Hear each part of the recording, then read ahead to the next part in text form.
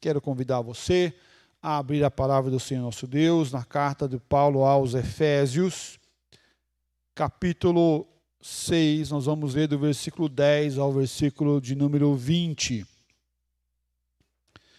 Ressaltamos que essa é a 15ª mensagem de Efésios, que nós estamos trabalhando Efésios, chegando já quase que no final. Se você não assistiu às 14 primeiras mensagens, você pode acessar o nosso canal do YouTube, tem lá os cultos que estão online, estão lá.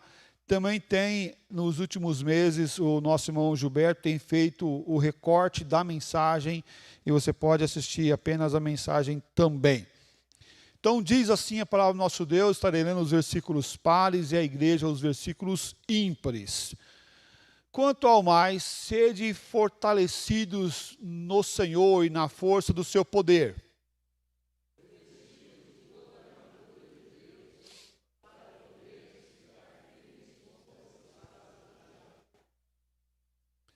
Porque a nossa luta não é contra o sangue e a carne, e sim contra os principados e potestades, contra os dominadores desse mundo tenebroso, contra as forças espirituais do mal nas regiões celestes.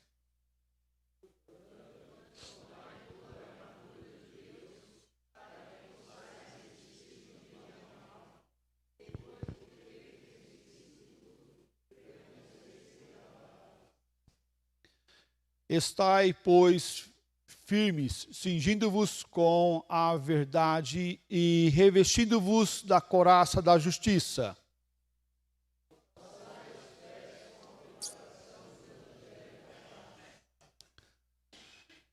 Embraçando sempre o escudo da fé, com o qual podereis apagar todos os dardos inflamados do maligno.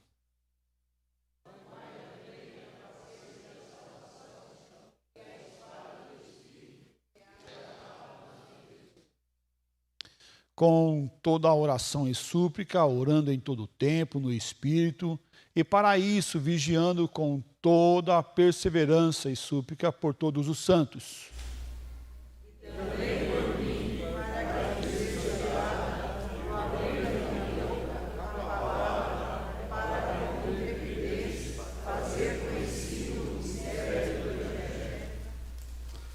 Pelo qual sou embaixador em cadeias, para que em Cristo eu seja ousado para falar como me cumpre fazer. Pai, mais uma vez nós lemos a Tua palavra, pedimos a Tua misericórdia, a Tua graça, o Teu trabalhar em nossos corações, que essa palavra alcance o mais profundo da nossa alma e venha trazer um impacto de vida, de paz, de graça, de misericórdia.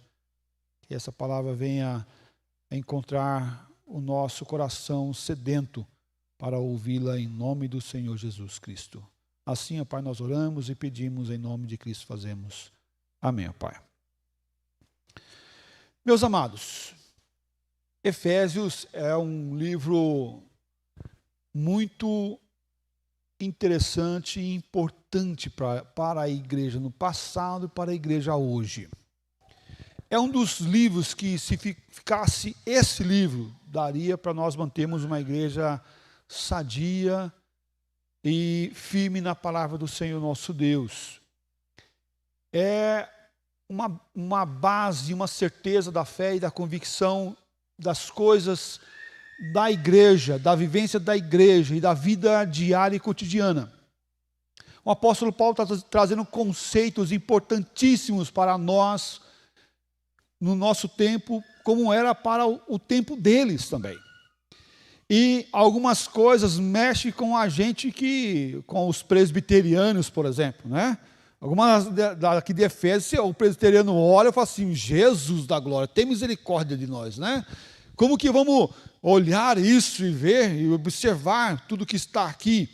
Olha só, veja lá o versículo 12. Porque a nossa luta não é contra a carne, contra a sangue, sim contra os principados e potestades, contra os dominadores desse mundo tenebroso.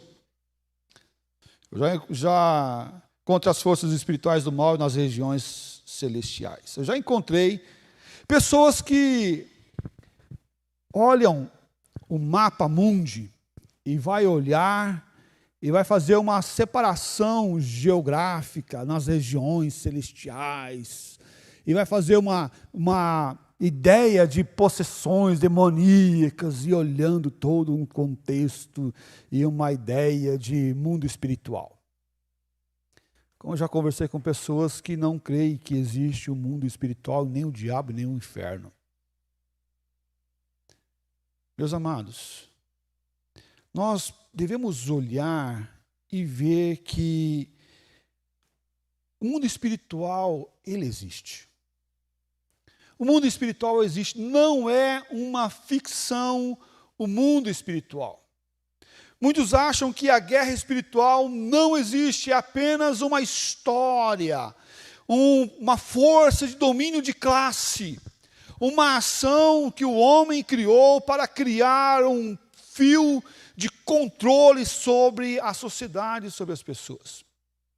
É certo que existe muita história como essas, da divisão geográfica do mundo espiritual, quem domina nesse lugar, quem domina naquele, quem domina naquele outro. Não existe um mundo espiritual apenas.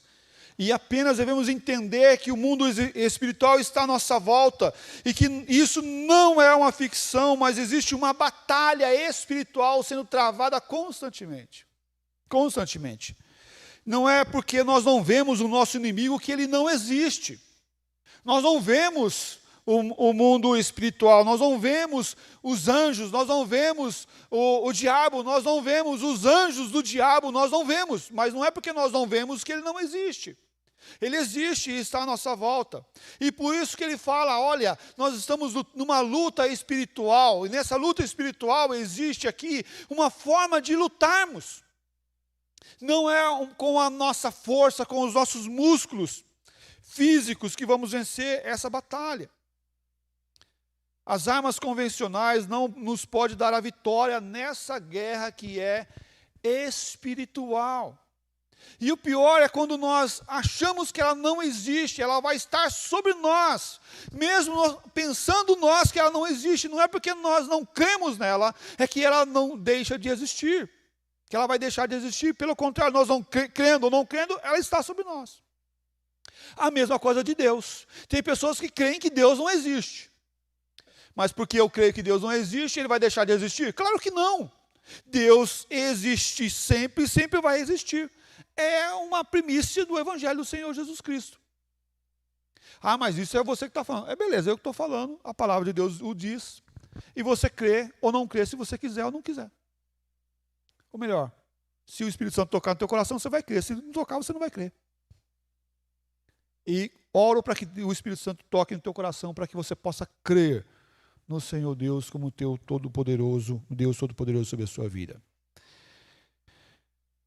Quero chamar a tua atenção no texto de 2 Coríntios 10, 4, fala assim, porque as armas da nossa milícia não são carnais, e sim poderosas em Deus para destruir fortalezas, anulando nos sofismas. Olha que interessante. O apóstolo Paulo, mesmo que escreve a Éfeso, está escrevendo agora aos Coríntios, trazendo esse mesmo conceito de que existe uma batalha espiritual e que as armas terrenas não podem causar impacto nessa batalha espiritual. Mas, pastor, se eu comprar uma arma e alguém vir contra mim e eu atirar nela, tá, mas e o espírito? Você vai atirar no espírito? Você vai atirar no espírito? Como que você vai acertar uma bala, ou uma faca, ou qualquer coisa de arma branca ou arma de fogo em alguém que é espírito? Não tem como. Não tem como. Isso não é só para no passado, mas é como para o presente também.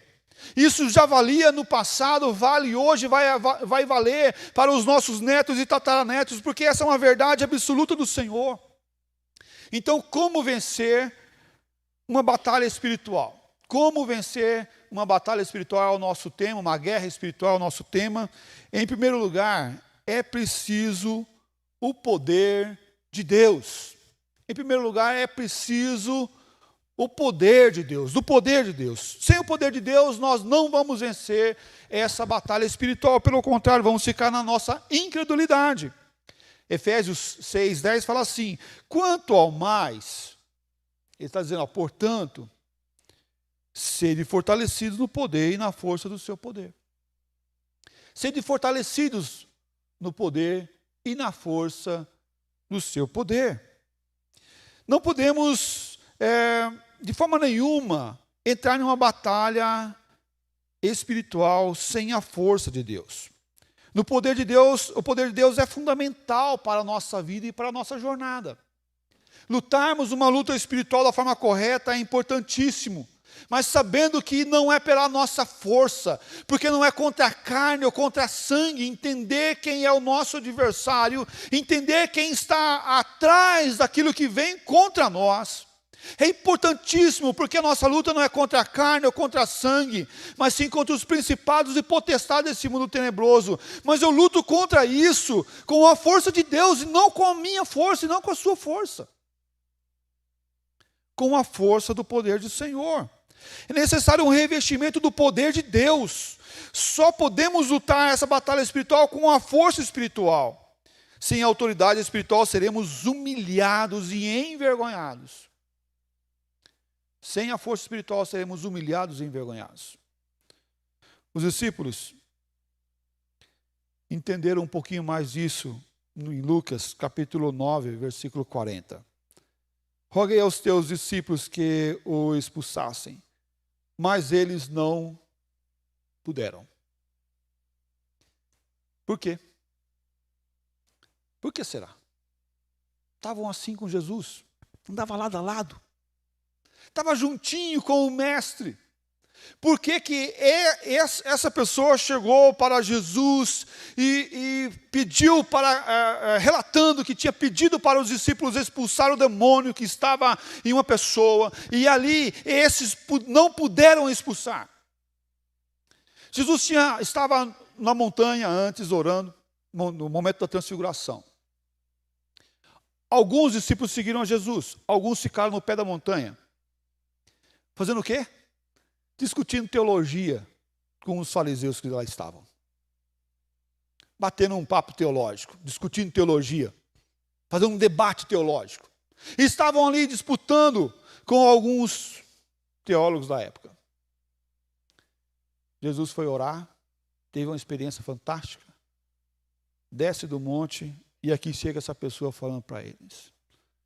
Jesus vai ensinar para os discípulos que a gente não deve ficar se apegando em vãs discussões, mas que a gente tem que se encher do poder e da graça do Senhor Jesus Cristo, de uma vida espiritual de oração, de comunhão com o Senhor e de buscar a presença do Senhor constantemente.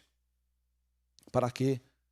Porque tem algumas cascas, tem alguns tipos de demônios que só saem com jejum e oração.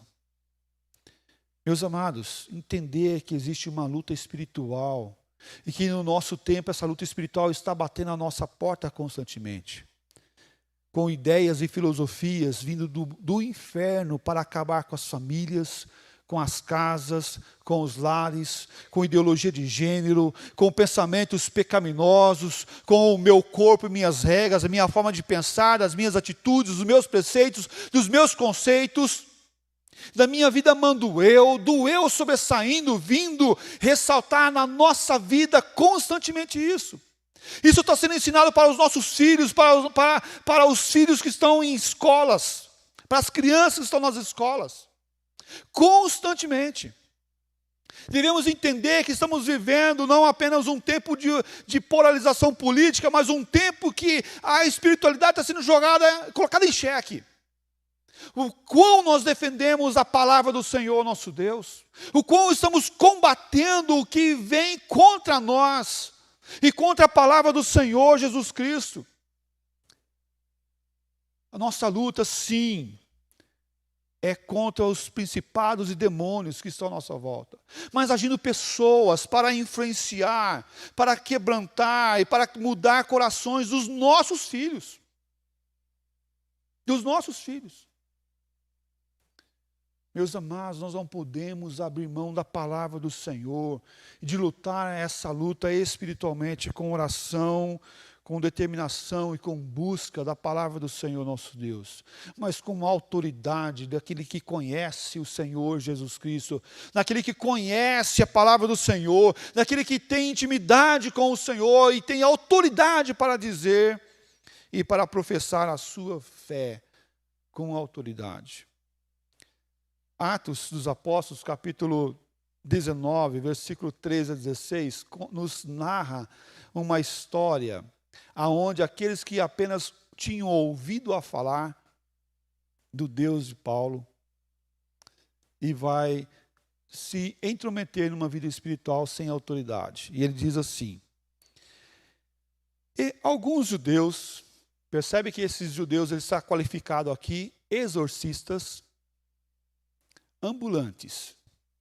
Não era só um judeu qualquer, mas era alguém que trabalhava com exorcismo de vilas em vilas. Estavam tentando invocar o nome do Senhor Jesus sobre possessos de espírito malignos, dizendo: esconjuro-vos por Jesus, a quem Paulo prega. Ou seja, ele está dizendo assim: sai desse corpo o demônio que está nele. Volta lá ao versículo 13. Por nome de Jesus, a quem Paulo prega, não ao Deus da vida dele, mas a quem Paulo está narrando, está falando, não tem autoridade. Esse não tem autoridade porque não conhece o Senhor Jesus Cristo. E aí ele continua. Os que faziam isso eram 7 filhos de um judeu chamado Seva, sumo sacerdote. Percebe que não era apenas um judeus, mas eram filhos de um sacerdote. Eram filhos de um sacerdote. E ele continua. Mas o espírito maligno lhe respondeu: conheço a Jesus e sei quem é Paulo. Mas vós, quem sois? Não te conheço. Não sei de onde você veio, nem para onde você vai. O inimigo não está dizendo que não conhecia ele, de fato, mas ele não conhecia a autoridade que ele tem. Não reconhecia a autoridade de Jesus na vida dele. É essa a questão. Eu sei quem é Jesus, eu sei quem é Paulo, mas você não reconhece a autoridade em você. E ele continua. E o possesso do espírito maligno saltou sobre eles, subjugando a todos, ou seja, batendo neles. E de tal modo prevaleceu contra eles, que desnudos e feridos fugiram daquela casa. Ou seja, apanharam até dizer chega, né? Apanharam até dizer chega e saíram correndo de lá, porque o negócio estava complicado. E não só apanharam, mas como ficaram, o quê? Desnudos, pelados. Arrancaram a roupa deles, bateram neles e tiveram que sair correndo de lá. Por quê? Porque esses não tinham autoridade. Esses não eram conhecidos pelo Senhor Jesus Cristo, mas esses estavam apenas dizendo em nome de, e não em nome de Jesus Cristo, aquele que vive e reina em meu coração. Entender que existe um mundo espiritual é importante. Mas mais importante que isso é fazer parte do mundo espiritual do Senhor Jesus Cristo. Não apenas saber que existe Deus e o diabo, mas estar junto com Deus, ser conhecido de Deus e ser habitação do Espírito Santo pelo lavar do sangue do Senhor Jesus Cristo em nosso coração é fundamental para entender nessa vida espiritual e ter poder e autoridade sobre isso. Precisamos entender que existe uma guerra e a qual nós devemos lutar. Podemos, em certo momento, em certa circunstância, perder o foco dessa guerra. Perder o foco de uma luta espiritual que está à nossa volta. Quando nós nos embrenhamos pelos conceitos filosóficos, pelos conceitos do mundo, pela sociologia, até a política. Até a política. Devemos entender que existe uma vida espiritual. Na época, Jesus tinha ensinado isso para os discípulos, veja lá em Marcos 9, 14, quando eles se aproximaram dos discípulos, viram numerosa multidão ao redor e que os escribas discutiam com eles. É o texto também que fala sobre a passagem que eu citei. Os evangélicos no Brasil, segundo o censo de 2010, é cerca de 42,3 milhões de pessoas. Ou seja, 22,2%. 22,2% são os evangélicos no Brasil hoje. 42 milhões de pessoas na população brasileira. Nós somos um número importantíssimo. Isso aqui é o censo de 2010, bem provável o número será maior no censo que está sendo realizado agora em 2022. O número será maior ainda.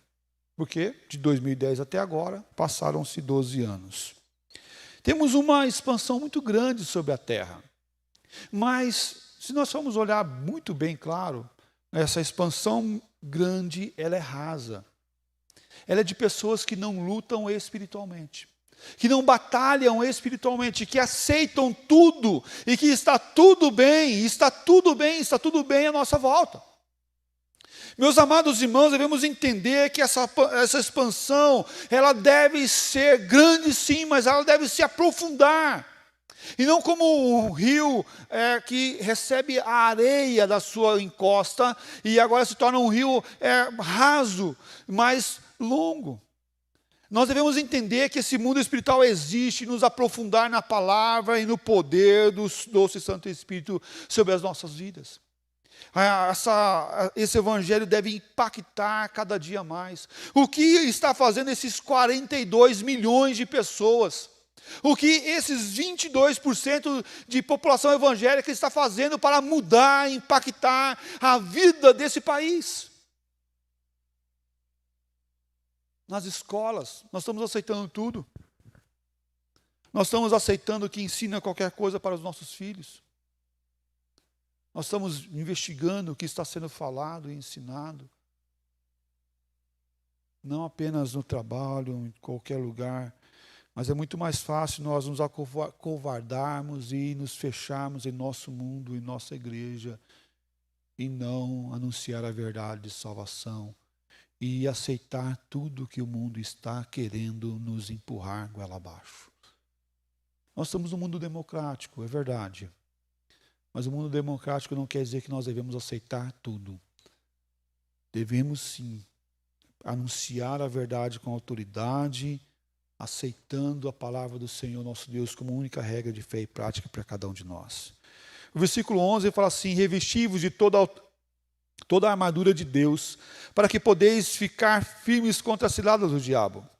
Ficar firme é estar atento, de olhos abertos, vigiando em todo o tempo. Quem dorme em combate quem dorme em combate será facilmente abatido. Quem dorme em combate será facilmente abatido. O reverendo Hernandes Dias Lopes, no seu comentário aos Efésios, ele fala assim, vigiar é não brincar com o pecado, é fugir da tentação, é não ficar flertando com situações sedutoras. Vigiar não é brincar com o pecado. Não é flertar com coisas pecaminosas, com situações sedutoras. Mas devemos nós, como instrumento de Deus, anunciar a verdade da salvação e estarmos atentos a todo o tempo. O diabo não precisa colocar armadilhas para quem é do mundo, mas apenas para com quem é de Deus. As armadilhas estão para quem é do Senhor. é quem é cristão, para que esses venham cair. Então não ser de Deus é ao entender que existem armadilhas sempre à nossa volta, e que nós devemos sempre estar atento e vigiante para vencermos as ciladas.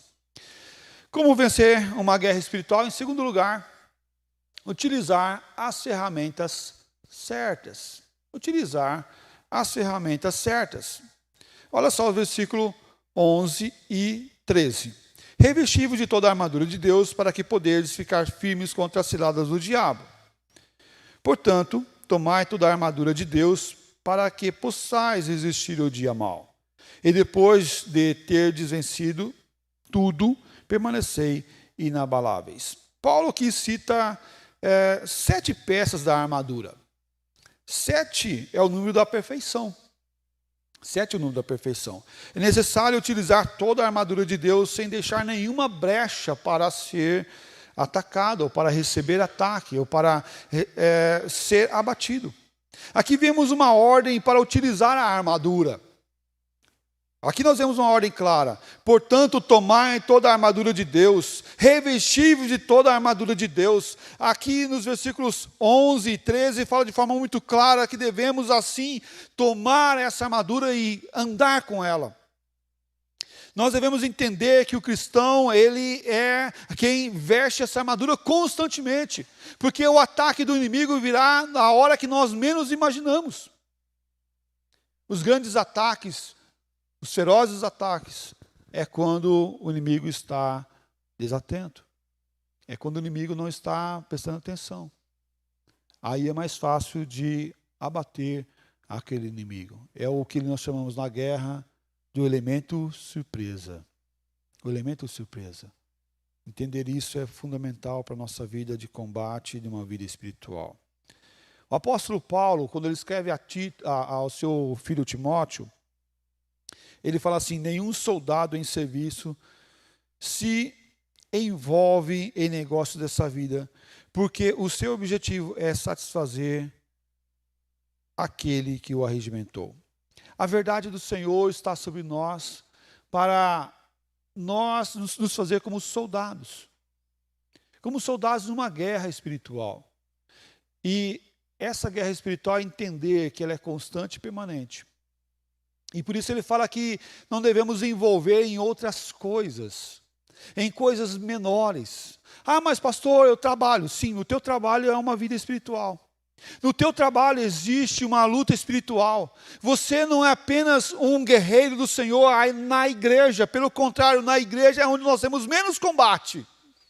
Porque o combate está lá fora. O combate está a sair dessas portas. O combate é quando uma esposa que tem um marido não cristão, ali recebe as afrontas da sua fé. O combate é quando o marido cristão tem a sua esposa não cristã, e ali a sua esposa não cristã combate a sua fé. O combate também é quando o cristão está lá no trabalho, nos seus afazeres, e recebe a afronta da fé. Esse está sendo ali atacado. Nós devemos ter a certeza de que o nosso combate, a nossa luta não é contra a carne ou contra o sangue, mas sim contra os inimigos espiritual. Existe uma força espiritual em todo lugar e que vai vir sobre nós, independente do lugar que estamos. Nós não devemos nos focar nas coisas erradas. Nenhum soldado em serviço se envolve em negócio dessa vida. Deixa a vida do mundo para o mundo. Entenda que existe uma luta espiritual. E que nessa luta espiritual lutamos para a glória do Senhor Jesus Cristo. Lutamos constantemente com o objetivo de satisfazer o Senhor nosso Deus. E é isso na vida política, é isso na igreja, é isso como pastor, é isso como empregado, como funcionário, como patrão. É isso em todo lugar e em todo tempo. Como vencer uma guerra espiritual? Em terceiro lugar, não ceda às pressões do mundo. Não ceda às pressões do mundo. Versículo 13 fala assim: portanto, tomai toda a armadura de Deus, para que possais resistir o dia mau, e depois de ter vencido tudo, permanecer inabalável. Recebemos conceitos de todos os dias e de todas as áreas, constantemente. Nós somos alimentados com informações em todo lugar que nós vamos. Estamos andando na rua, tem um outdoor. Nós estamos com o som do carro ligado, tem uma rádio lá que tem vindo informação. Uma música que no teu pendrive que você coloca no teu rádio tem informação. Você está com o teu celular no bolso, você tira um aplicativo, daqui a pouco aparece uma outra informação ali embaixo, naquele aplicativo, um anúncio que aparece, que é comprado por alguém que está lá. Você está mexendo no teu Facebook, você está recebendo informação. Você está olhando no teu Instagram, no teu canal do YouTube, ou em qualquer lugar que você olha, você recebe informação. Você está assistindo um jornal, você recebe informação, e muitas das vezes essa informação ela é forjada e direcionada para um lado, para um conceito, uma filosofia. Você está assistindo um jornal, um filme, um seriado, você está recebendo informação. Cuidado, porque essas informações podem estar vindo sobre você para deturpar a tua fé, para destruir a tua fé, para combater o que foi colocado no teu coração da fé cristã e do amor do Senhor nosso Deus. Conceitos são vendidos constantemente. Nós devemos parar da inocência nesse mundo. Você está assistindo um filme, está lá um carro de uma certa empresa que compra o direito de colocar um carro da sua empresa lá para anunciar o carro. É o marketing. Está ali. Mas muitas filosofias têm sido vendidas. Filosofias do mal e do inferno sendo colocadas nos filmes, nos seriados. Lembra quando teve o primeiro beijo homossexual? Foi um escândalo. Foi anunciado em jornais e como escândalos. Muitos púlpitos anunciaram, falaram, pregaram contra. Hoje nós vemos não apenas mas milhares e milhares de beijos e outras coisas mais, de forma aberta. E nós paramos de falar. Por quê? Porque nós começamos a aceitar aquilo como normal. Começamos a aceitar aquilo como tranquilo, faz parte do mundo moderno. Faz parte do mundo moderno. Mas, meus amados, nós cremos numa Bíblia que não muda, que não passa, que não acaba. A palavra do Senhor é verdadeira, ela é certa e ela permanece eternamente. Podemos mudar o nosso jeito de vestir, podemos mudar o nosso cabelo, podemos mudar vários conceitos, os cânticos, cantando hinos como o 155 hoje, cantado pelo louvor, tão bonito, com os instrumentos, mudando até algumas formas de cantar, mas não podemos mudar a palavra de Deus. Tem igrejas que estão preferindo textos mais amenos, mudando e pedindo para alterar a tradução da Bíblia para não ficar algumas coisas que o mundo pega errado, ficar aceitável. Por quê? Porque estão tentando aceitar as coisas que estão à nossa volta. Mas o apóstolo Paulo fala para nós, para que possais resistir no dia mau, nós devemos resistir constantemente. Não podemos abrir mão da posição de protestantes e servos do Senhor Jesus Cristo, de anunciar a verdade. Devemos resistir, meus irmãos, mesmo que sejamos os últimos a manter a posição. Mesmo que sejamos o remanescente fiel, devemos resistir e não abrir mão disso. Recentemente tivemos o Supremo Concílio da IPB delineando várias questões sobre homossexualismo, sobre posição, sobre o ministério feminino na igreja. E agora, recente, no nosso presbitério, um irmão nos enviou uma carta das mulheres presbiterianas. revoltada contra o que o Supremo Concílio determinou sobre o ministério da mulher. Falácia, meus irmãos. Falácia. Por quê? Porque quando você diz mulheres presbiterianas, você está dizendo que todas as mulheres presbiterianas pensam desse jeito. Que a mulher tem que pregar, que a mulher tem que ser diácona, diaconisa, tem que ser presbítera, tem que ser pastora. E se nós pararmos para fazer uma consulta em nosso meio, com certeza, as mulheres presbiterianas aqui presentes não irão pensar dessa forma. Que elas têm seu ministério, têm sua forma e sua ação, mas que elas não devem assumir tais posições porque não são bíblicos. Devemos resistir. Não podemos abrir mão da verdade do Senhor, da graça do Senhor, do cuidado do Senhor para com as nossas vidas. Resistir incansavelmente.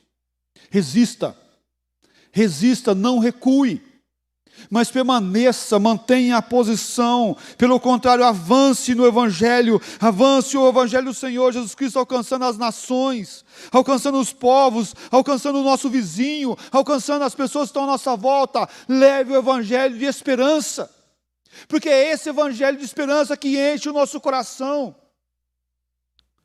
Esse Evangelho de esperança. Amós falou algo muito importante na sua época. 6:3, fala assim: vós que imagineis estar longe o dia mau, e fazei chegar o tronco da violência. O que estava acontecendo? Deixa o texto aí. Alguns falavam assim: olha, vós que estão imaginando estar longe a violência, estar longe o mal, tome cuidado, porque vai chegar o trono da violência. Vocês que falam que não vai vir isso sobre nós, vocês estão fazendo chegar o dia mau. Vocês estão fazendo chegar a violência sobre nós. Vocês que estão falando que no mundo, que no Brasil não vai ter a ditadura, ou que não vai ter tais coisas de perseguição aos cristãos, e não se posiciona, vai chegar o dia mau. Vai chegar o trono da violência. Esses maus vão tomar o poder. Esses maus vão tomar a liderança, e vai vir sobre nós a perseguição. E nós oramos, meus irmãos, pelos países que estão vivendo a perseguição. Nós oramos pelos nossos irmãos missionários que estão morrendo lá na China, no Japão. E nós não combatemos o mal que está chegando à nossa porta, aqui em nosso lugar. Nós não combatemos a violência, o aborto, a droga. Mas nossos irmãos, em países que isso está correndo à solta, estão sofrendo. Os filhos dos nossos irmãos estão sendo aliciados pela droga. Mulheres estão fazendo aborto de forma a dizer em matar o outro. Nós somos responsáveis pelo que o dia de amanhã. Se nós não anunciarmos a verdade, não pregarmos a verdade, não resistir ao mal hoje, amanhã o mal vai vir sobre nós. Abramos os nossos olhos, meus irmãos. Entendemos que existe uma luta espiritual sobre nós. Nesse mundo nós não vamos ter descanso. Nesse mundo vai vir a luta constantemente. Vivemos em uma guerra constante, sem pausa. Não podemos abrir mão de lutarmos essa luta espiritual e de glorificarmos o nome do Senhor no lugar que nós vivemos. Mas cada um de nós somos uma testemunha da graça e do poder do Senhor Jesus Cristo. O segredo da vitória é uma vigilância constante. O segredo da vitória é estarmos atentos constantemente para lutar permanentemente com o Senhor. Quero concluir essa mensagem dessa noite lendo os versículos 18 a 20. Com toda oração e súplica, orando em todo o tempo, no Espírito, e para isso vigiando com toda perseverança e súplica por todos os santos. E também por mim, para que me seja dada, no abrir da minha boca, a palavra, para com intrepidez fazer conhecido o ministério do Evangelho, pelo qual sou embaixador em cadeias, para que, em Cristo, eu seja ousado para falar, como me cumpre fazê-lo. O apóstolo Paulo, ele cita a oração em todo o tempo, constante. Ele cita da natureza da oração com oração e súplica. Ele cita a esfera da oração no Espírito. Clamando ao Senhor nosso Deus no Espírito e rogando que o Senhor nosso Deus nos capacite a cada tempo e a cada momento. Ele pede oração por ele e por todos. Devemos, assim, entender que nessa batalha, juntos somos mais fortes. Devemos nos unir em vigilância, em perseverança e súplica por cada um de nós, para que cada um seja animado e fortalecido e não desista da batalha no dia mau, mas que cada um seja animado e fortalecido no poder do Evangelho de Cristo Jesus. E quero encerrar lendo o texto de Romanos 8, 26 e 27, fala assim: também o Espírito semelhantemente nos assiste em nossa fraqueza, porque não sabemos orar como convém, mas o mesmo Espírito intercede por nós sobremaneira, com gemidos inexprimíveis. E aquele que sonda os corações sabe qual a mente do Espírito, porque segundo a vontade de Deus que ele intercede pelos santos. Meus amados, vamos nos fortalecer no poder e na graça do Senhor Jesus Cristo. Vamos buscar a Deus. Vamos buscar a força do poder de Deus. Vamos buscar a intrepidez e a coragem para dizer: não, eu não aceito isso. Não, eu não aceito isso. Eu tenho o Evangelho de Cristo. E o Evangelho do Senhor Jesus Cristo diz isso. Não, eu não aceito isso. Eu prego e anuncio a verdade da salvação no poder e na graça do doce Santo Espírito. Convido você a ficar de pé, nós vamos cantar mais um cântico.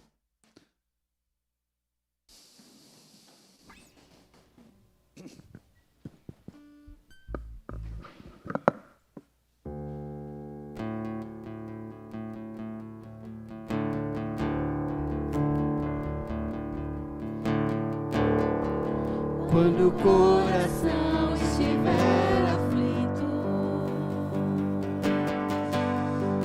se lembre de quem Ele é, pra ver o Pai, olhe para o Filho, Deus que se revelou a nós, a vida eterna já nos deu, só alegria e paz começam aqui.